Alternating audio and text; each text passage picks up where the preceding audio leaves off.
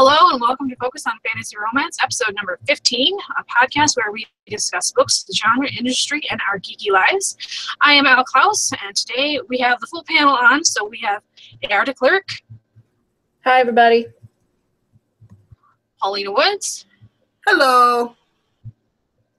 And Ishabelle Turi. Hello. And since it is, well, we're recording this the 30th of December, we're going to do a 2016 review. So we're all going to go over accomplishments and missteps from 2016. Does anyone mind if I go first? I have a list. I was prepared and bored at work. So I released, I released several things this year. I think the first was, hang on, of course I don't have it up. I just have a list of garbage in front of me. I released my series, my steampunk, which was Besotted. I was very proud of that. I wrote it, I wrote it last year and edited it this year and released it. And then I did my anthology, Reflections of Love, which AR and Paulina are in the Reflections of Love anthology. So I released that. And those are in, I did paperbacks for both, and audio is coming out for Besotted soon. And in the paperback, I included the short stories that were before Besotted, which is unrequited and requited. And you can ask questions, Paulina. Do you have one now? Okay. And then I won the Roan Award, which I remember already spoken about. And Ishabelle made sure that I didn't forget to mention that, because when I was making my list, I honestly forgot the Roan Award, which I totally didn't anticipate winning. It was like one of those long shot things. And I also took third place, and there was a Paranormal Romance Guild Awards, third place. So I got that badge. That's everything that I feel accomplished towards in 2016. So AR de Klerk.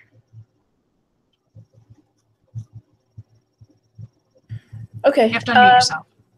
Okay, yeah, I did. Okay, we're good. Okay, so let's see. We're talking about 2016. What did I do in 2016? So let's see. My short story entitled Delore was a top 50 finalist in the Neoverse writing contest, which I was pretty happy about.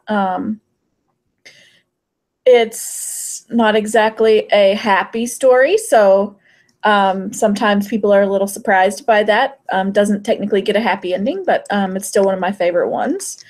I worked a lot on writing short stories this year, because that's something that I always had trouble with, is getting the impact and all of the punch in a short story that I could get in a novel. So that was something I worked really hard on. And let's see. Released a few different things this year. My first Takamo Universe duet, which is novel length, but it's actually two short stories together, came out. It's called Aphelion, and I'm super proud of that. And in November, I made the USA Today bestsellers list with our collection, Jazz Hands, our collection of novels and novellas in the Fall into Magic. So that's a super proud author moment. Still feel a little awkward about saying, oh yeah, I'm a USA Today bestseller, or even writing it on certain things. My publisher just wanted me to go through and put it in front of all my blurbs, and I kind of still feel iffy about doing that stuff, but I should be proud of it, so I did it. Own it. Own it, right? Girls always tell me to own it, so I'm owning it. Super proud accomplishment. Love the book that's in the series. It will be released in 2017 through my publisher as a standalone novel, and it's my first paranormal, so readers can check that out. And then let's see, I finished a few things that'll be published in 2017. I have a novel that'll come out early in 2017. And I have a cyborg romance novel for Takamo, which will come out probably sometime around the middle of 2017. So pretty excited about those. And I think that's about it.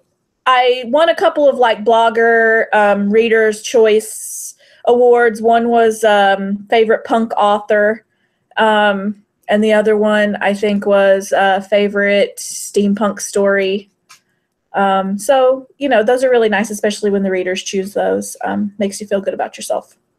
Paulina, how about you? How was your 2016? It was a start and stop year. At the beginning of this year, I switched editors after, let me see. No, I switched editors. She had me pull my books, and then I switched editors again because she just dropped me. So I ended up having to kind of republish, slow down my publishing. I was supposed to have 3 books out, didn't get them out, but I did get Stone Guardian and Captive Guardian out. They're doing well. I did Reflections, which has secrets in it, which is doing all right too. My mailing list did get built up this year, which I'm happy about. I did get 2 books done, ready for edit, Dual Guardian and Beauty's Beast, which is going to be done beginning of next year, beginning of 2017. And let me see, what else did I get done this year? Yeah, that's about it. I figure, 2017 is my year. So for 2016, that's my accomplishments.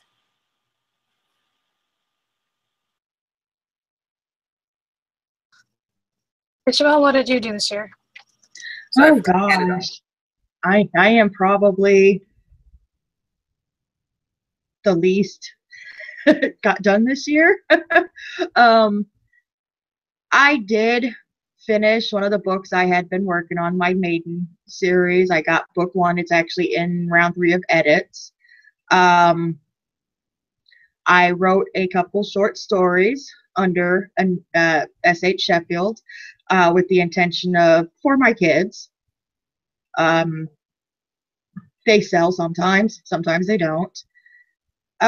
Basically, that's really all I did. I kind of took this year to sit back and think about what I wanted to do. The one thing I can say is probably my most loved accomplishment. It's not necessarily writer related, but my daughter has nystagmus in her eyes, so she has a hard time reading, so she is a little bit behind in her reading. Until I wrote those short stories, now she is caught up to her grade and surpassing because she wanted to keep reading what mommy was writing. So that's an accomplishment to me. That's pretty much my 2016.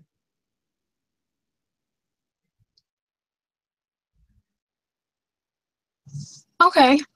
I think everybody actually accomplished a lot this year. So I also wanted to go over some missteps or things that we learned along the way that we can implement in 2017 without going into too much detail about what we're going to do in 2017, because we are going to talk about that next episode. And I think I stated before, I tend to procrastinate by doing research. So I had 2 kind of big takeaways this year. Nick Stevenson has like a free web course that goes around the internet every once in a while where he talks about setting up a perma-free. And the advice is set a perma-free on all platforms, and inside that book offer another book for free, or a series of books, or whatever you feel comfortable doing for giving away. And I took that advice and I applied it to my steampunk series. So you get 1 short story free, sign up for my newsletter, get another short story free. And the concept is good. I won't argue that the concept isn't good. I think I applied it to the wrong genre because it's steampunk romance, which is like this little teeny tiny niche. There's not a lot of readership there. So I've kind of figured, I'm like, why am I giving this? Yeah, it's not working for me. I think I might as well just charge 99 cents for these stories and try something else. So I'm like, oh, you know, I was super excited. I'm like, yay, this is going to kick ass. I'm going to build my readership or my newsletter signups like a mad, crazy, and no. And the second thing I learned, and this was kind of actually depressing, I'm currently reading a book. It's called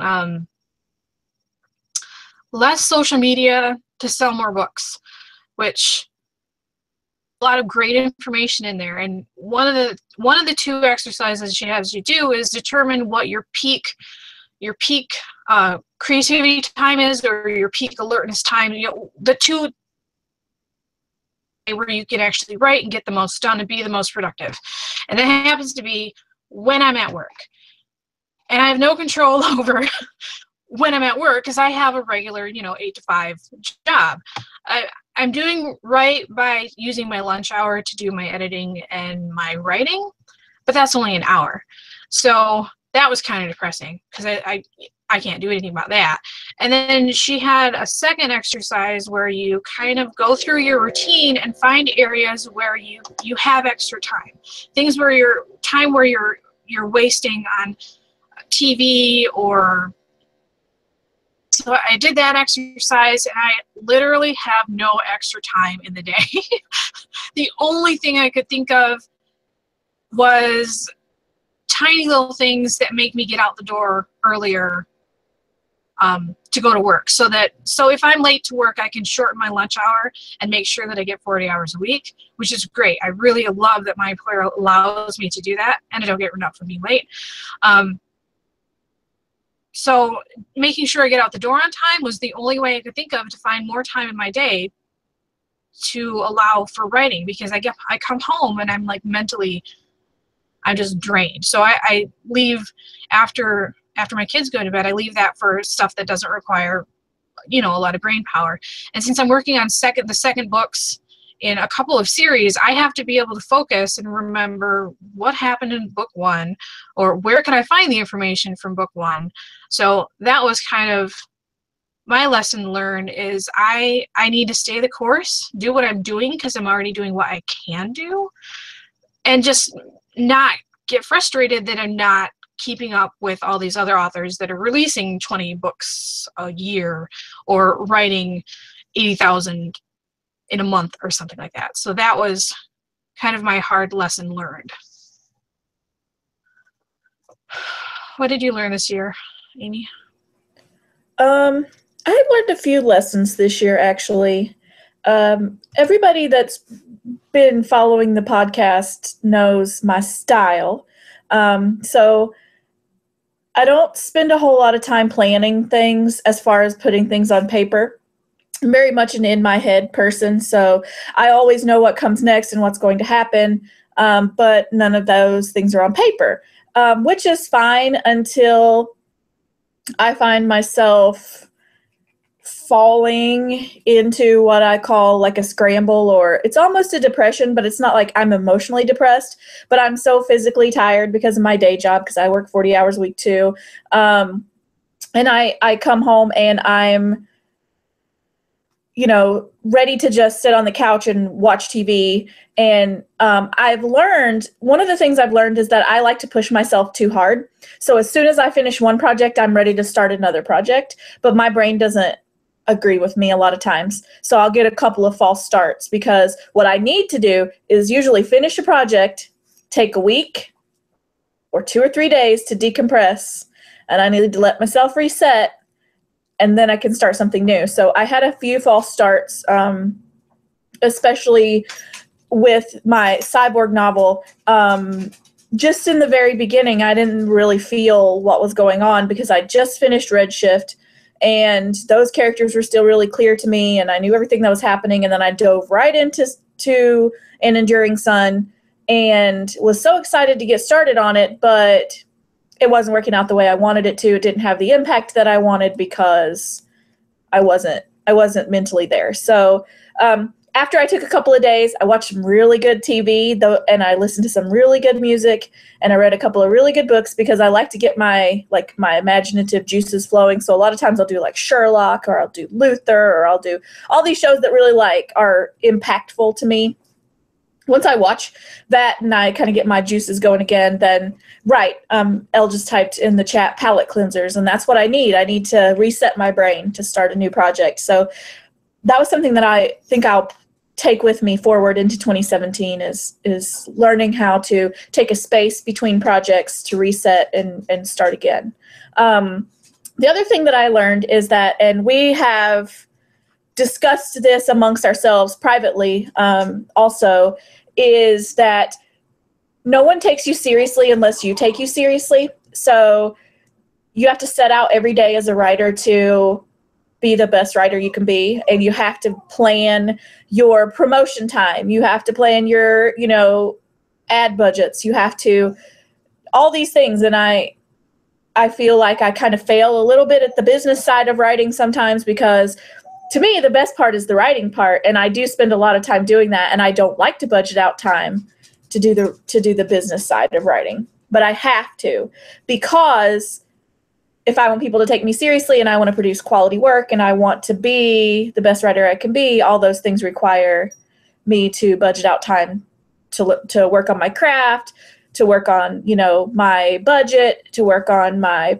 promotions, to network with other authors, all those things that you have to do when you start up a new business, no matter what it is. So that's the other thing that I learned kind of importantly, is that being a writer isn't just about writing.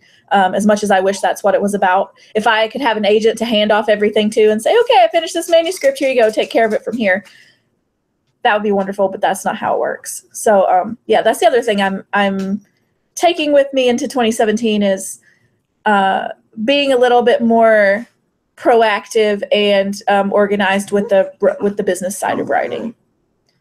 Paulina, how about you?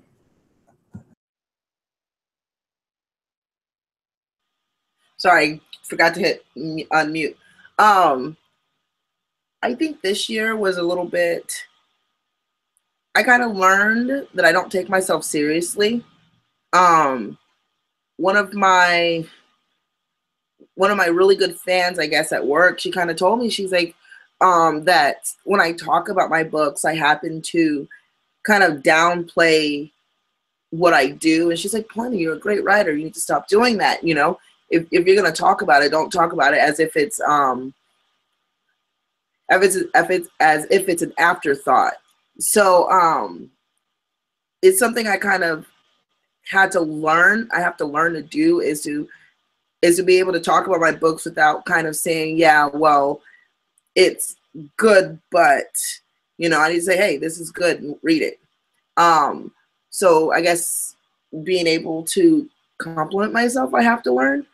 Also, I have trouble, kind of what Amy said, both Amy and Elle said it, time management.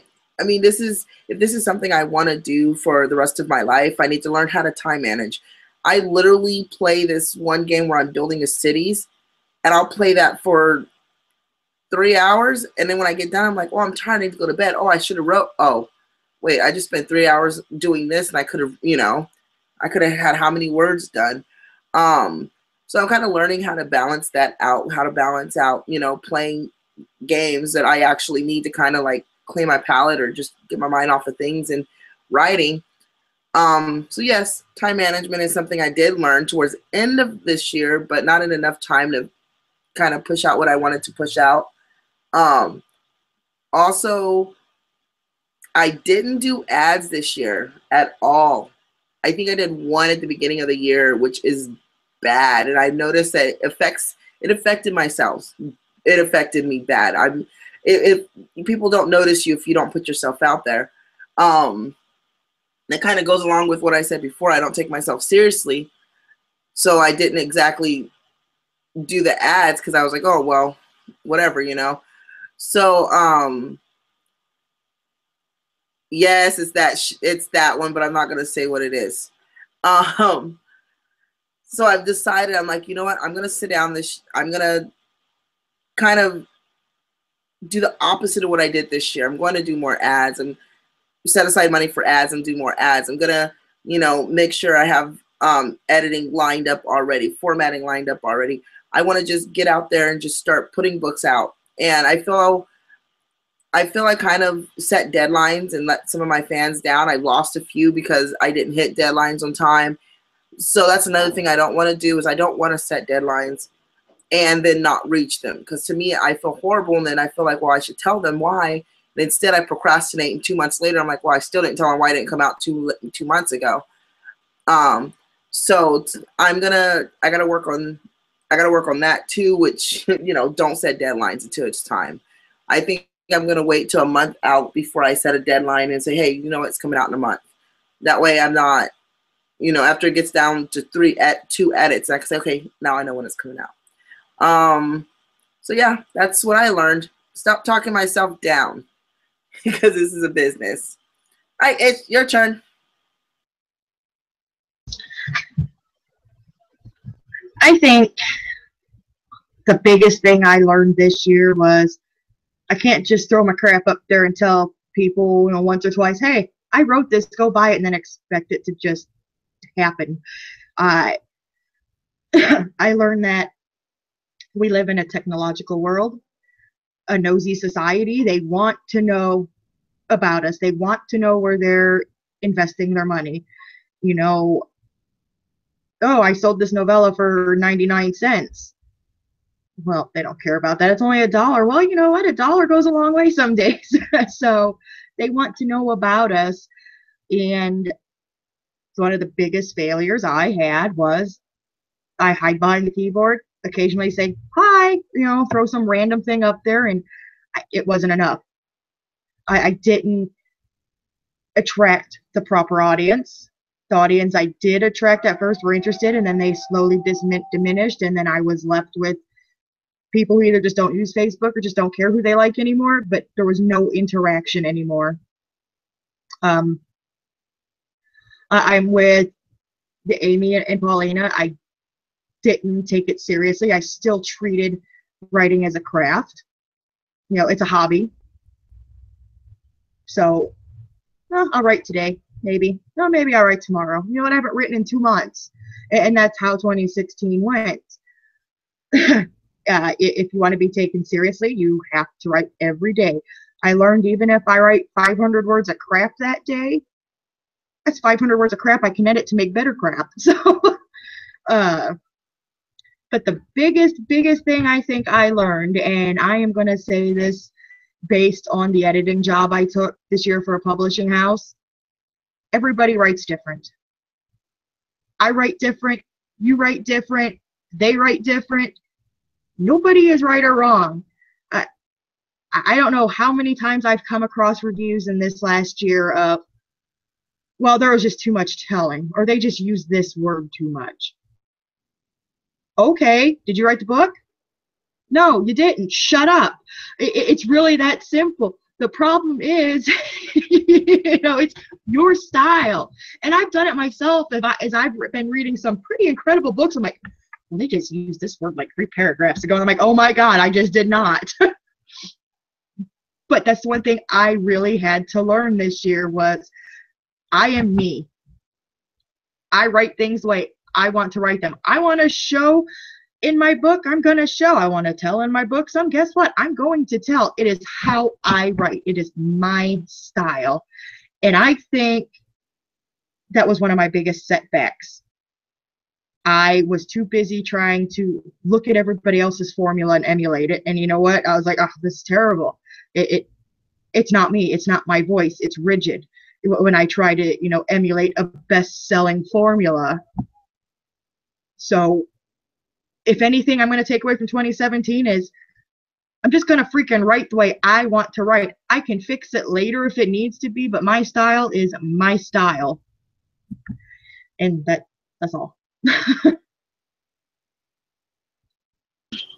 Yeah, I think a lot of authors, a lot of new authors, they suffer from what's called imposter syndrome, where they don't feel like they are writers. They're not authors because they don't have that contract, or they're not authors because they have a day job, or they're not making a livable wage off of the sales of their book, or they've only got one book. Like, that was my problem, is like I published the book and it's through a small publisher, an author, because it's only one book.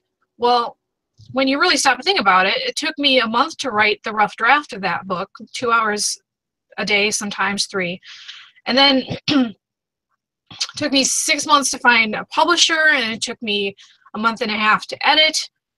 And then I've been promoting the thing ever since. I'm like, you can't tell me that I'm not doing a job, that I didn't put work into it. So yeah, I think a lot of authors suffer from imposter syndrome. And they're not imposters. They are writers. They are authors. It's just downplaying what we do is kind of like a chronic thing through all authordom. Like, everyone just like, oh, I just wrote that book. You know, we all have a hard time being our own best advocates, and we have to be our own best advocates because no one else is going to do it, unless you have really awesome friends like you ladies, because you guys will help. But Amy, did you have something to say? Well, yes, I did. Thank you. Okay, sorry. No, I wanted to say before we got off onto a different topic, you were talking about like self-deprecation and how we don't feel like we are really authors. And I suffer from this really badly. It's not the fact that I don't feel like I'm a writer, because I know I'm a writer. I've always been a writer, like since I was like 9 years old and I could put a pen to paper and write a sentence. I was a writer.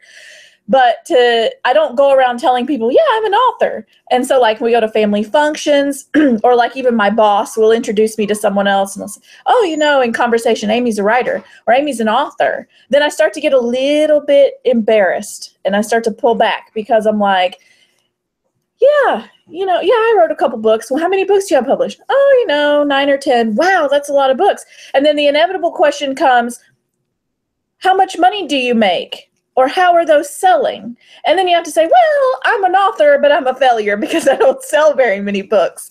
And at that point, the conversation kind of dies down because they're embarrassed. Because now you've had to tell them that your royalties don't buy you a gallon of milk most of the time.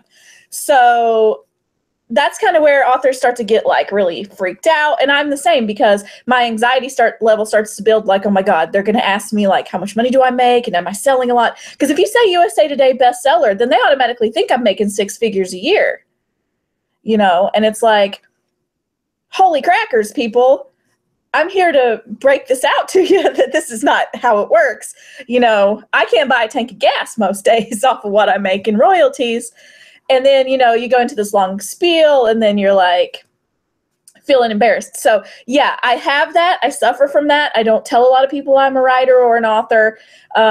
Most people will start the conversation and then I have to say, yes, I am. And then it goes down the long, slippery slope. So yeah, I just wanted to pop in there and bring that to light that that's why a lot of us feel a little bit hesitant about saying it because, then people get these assumptions about what authors do, and then you tell them, these are your accomplishments, and then they have even higher assumptions of what's going on, and they're not always necessarily true. So I think Elle had something else to say, too.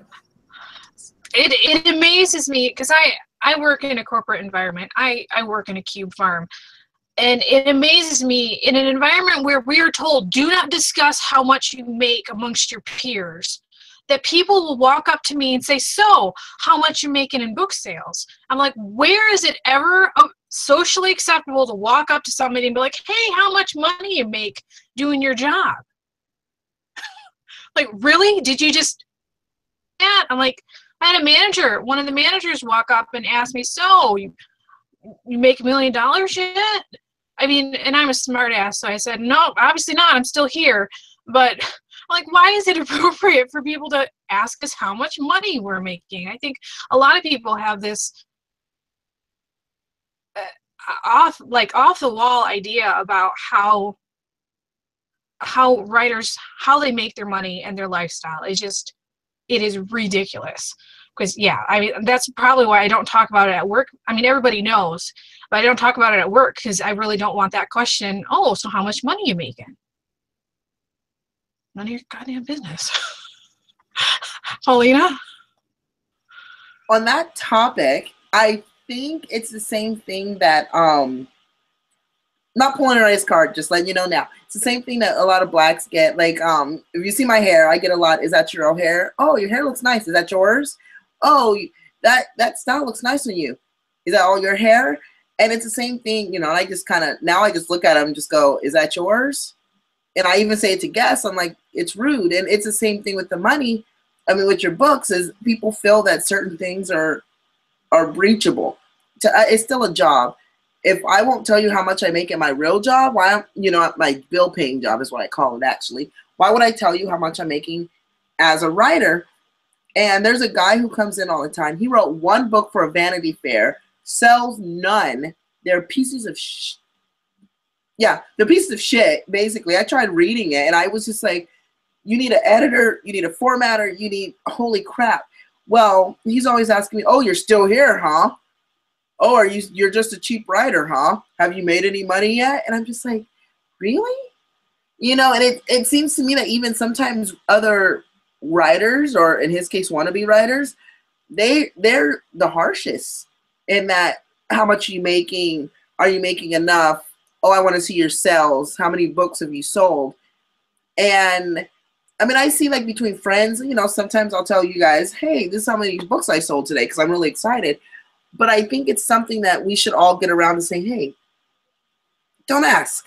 Don't ask how many books I sold, because I'll just lie to you and say 1 million. Where'd all the money go? My lawyers to shut you up. But yeah, I think that sooner or later, people need to realize, stop asking. Don't ask how much I made, unless you're going to buy my book. That's my standard answer sometimes. I'm like, they're like, how much did you buy? Did you buy my book? No. Oh, well, I didn't make any money from you. It works. It shuts them up. Okay, Elle? Well, kind of the opposite of that is you get the people that don't want to pay you at all. Like, you get the people that are like, why are you charging, you know, $2.99 for this ebook? And then they seem to follow that comment up with, because it doesn't cost you anything. And I'm like, it costs me time. Even if I'm one of those lucky people that I can write a story and not require editing, which I honestly believe that person does not exist. They're just lying to you. It took me hours, weeks, months to write this story that you want me to give it to you for free.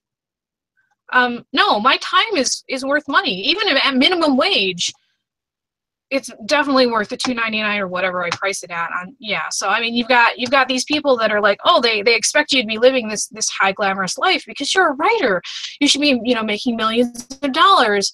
But then they turn around and they don't want to pay for the product that you produce. It's just this weird juxtaposition of, you know. And I'm going to pick up right on that thread and tell you something else that I learned in 2016.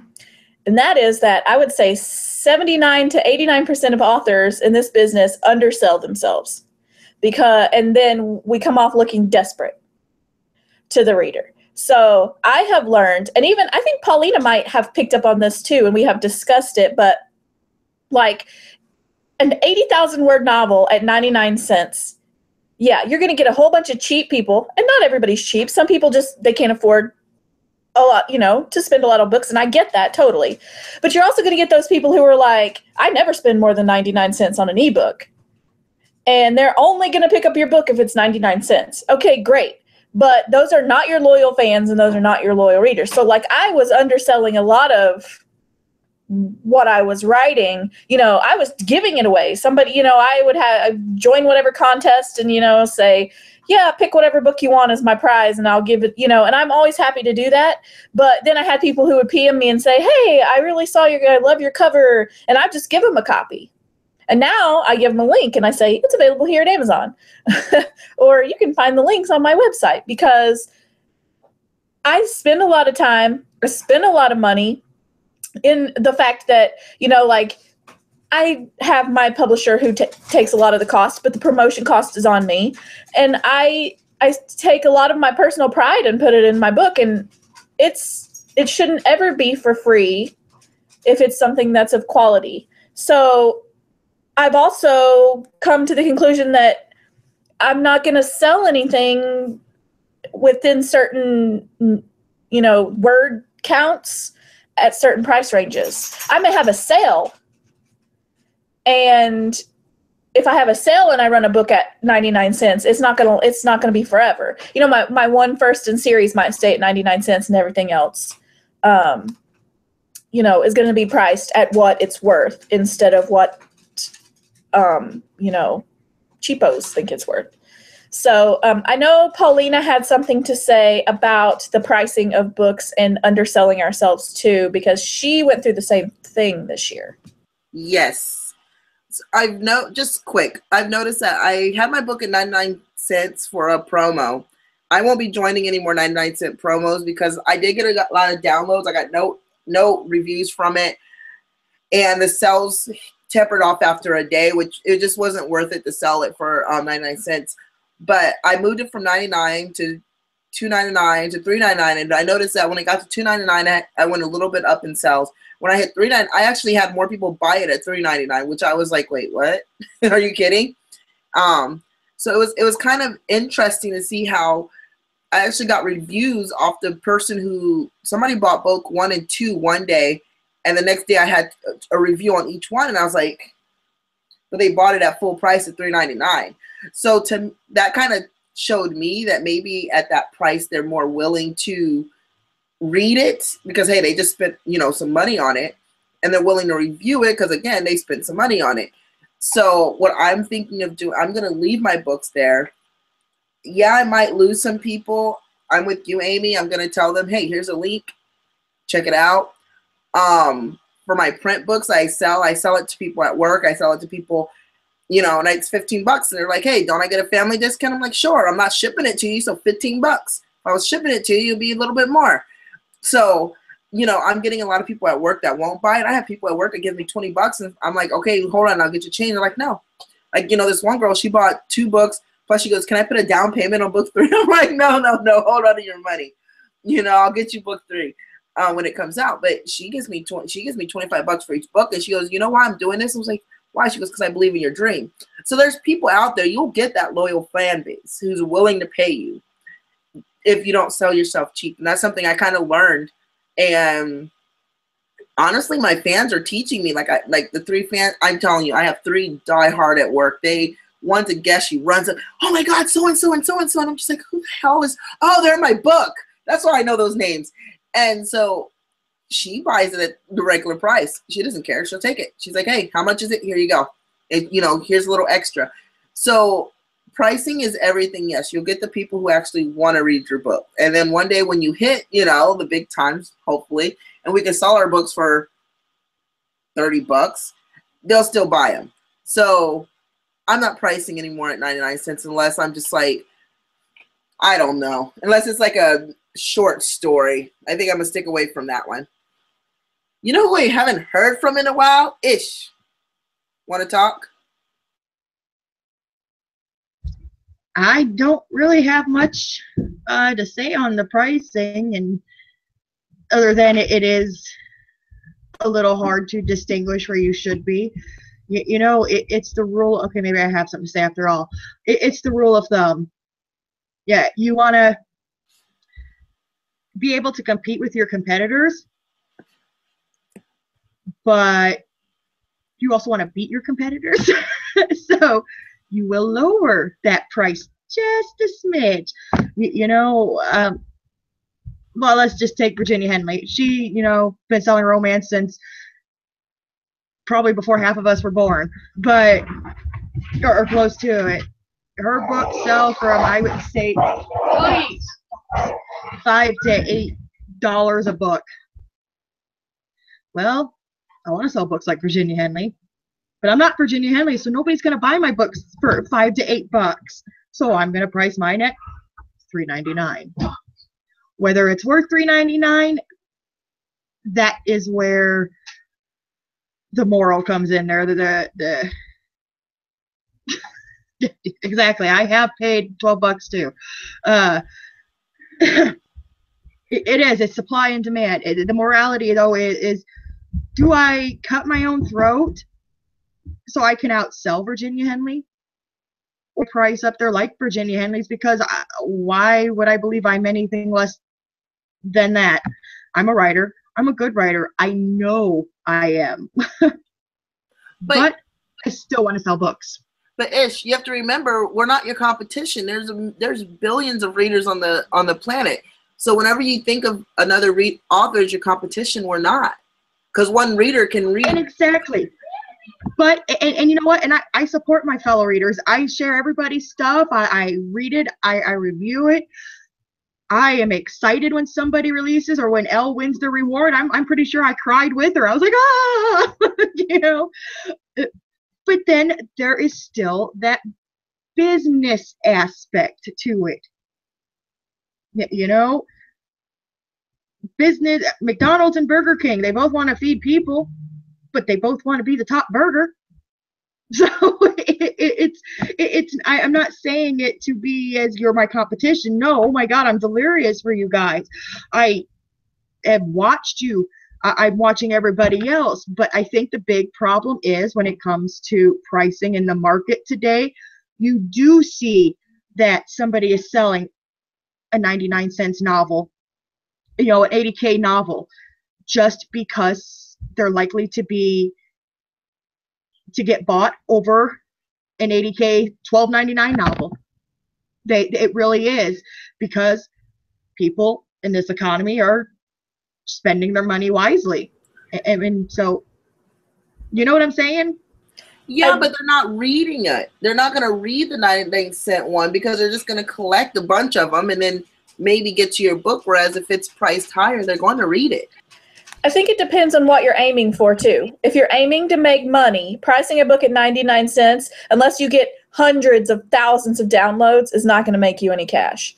But if you price a book at 99 cents and you're aiming to hit a list and you get a few hundred downloads and your rank drops up, you know, goes up super high, and you hit a few lists and your visibility goes up, and then there's sell through to your backlist, that's a reason to price at 99 cents. That's why first in series are great at free or 99 cents, depending on genre.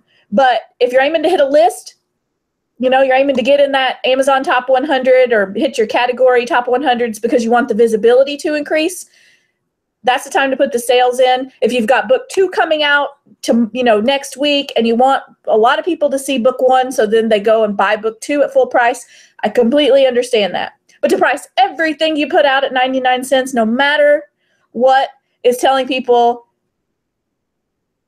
you know, everything I write is worth $1. And I'm sorry, but, you know, you can buy 4 pieces of bubble gum for $1. That, you know, but this is 80,000 words, 100,000 words, you know.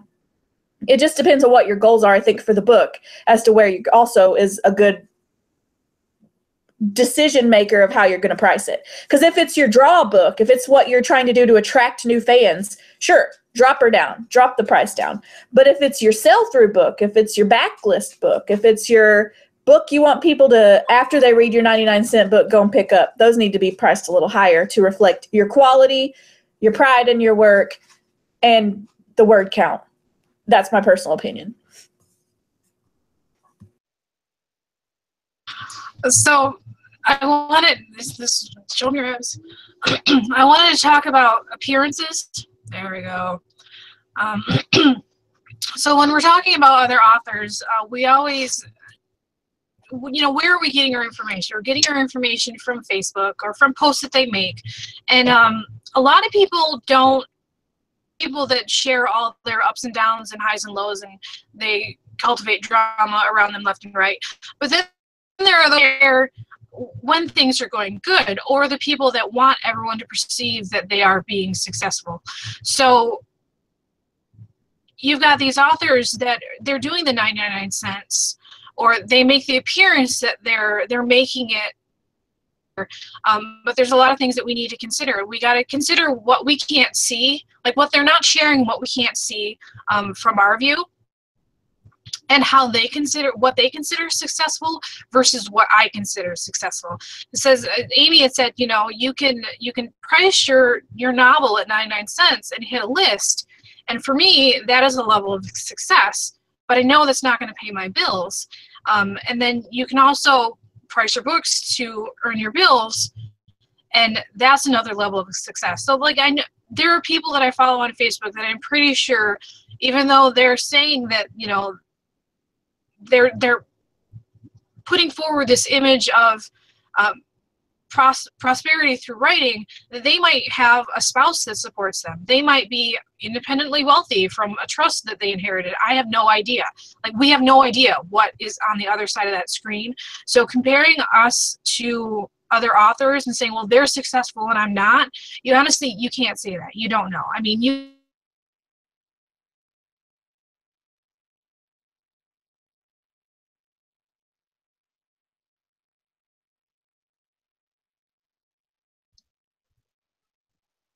She just freeze?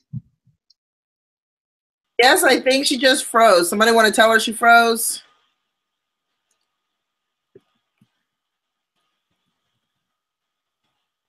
I think her reception had started going. her reception had started going out a little sooner, right before she froze. But That face, though, look at that. She's like deep into thought there. she's like, I'm sexy. Ah! Knows it. She's gonna come back and kick her ass. All right, she's probably gonna come back. Yeah, there she goes. Welcome am back. back. All right, there you go. Second. Oh, you're not pixelated either right now. You're good. Well, there you go. Yeah, I lost the internet connection. Where did you guys lose me? We Talk. lost. Yeah, you were. No, you were talking about levels of success and how we're never really sure who's actually making a living at writing or who's presenting that ideal to the world. But we just don't know for sure. Faking it. My sister did for a while. She has a successful business, but when she was still married, she had to care of her world. She's always like, yeah, I'm doing this. And then when she got divorced, I told her, I was like, you know what? Don't brag so much about your success, because your success comes on the back of the fact that your husband's in the military. He pays for your rent. He pays for your food. He pays for everything. And that's kind of something she had to learn. And that's why I agree with Elle about this, is that some of these people are married to husbands who are working work at jobs that get $100K a year. So are they really, they are successful, but they're not paying for anything. Like these little kids at my job, I pay for all my rent and they pay for, oh my God, I have to pay for my own food and my insurance. And I'm like, well, I pay for my car, my cable, my insurance, and so you can't really judge your success on them. Like, just kind of look at it as you'll get there, or you'll be a starving artist. I have a personal tally of how I judge my success, and it's not monetary.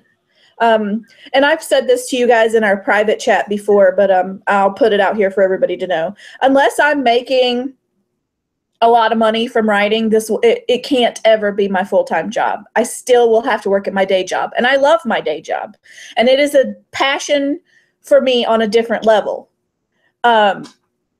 than writing. Would I love to be a full-time writer and spend all my time writing? Absolutely. I would be sad to stop doing what I do as my day job as well. So if I can do both and I am living comfortably from both, I would be perfectly fine with that. I personally judge whether or not I ever am able to, quit my day job, to me is a moot point, because I love my day job. Some people are not that way. I mean, they don't want to, work. Yeah. I mean, Paulina's raising her hand. She doesn't want to do what she's doing right now for the rest of her life. And I totally support that. If you want to be a full-time writer, that's cool. I happen to have a day job that I'm passionate about and I love it. And I would continue to do it no matter how crazy it makes me.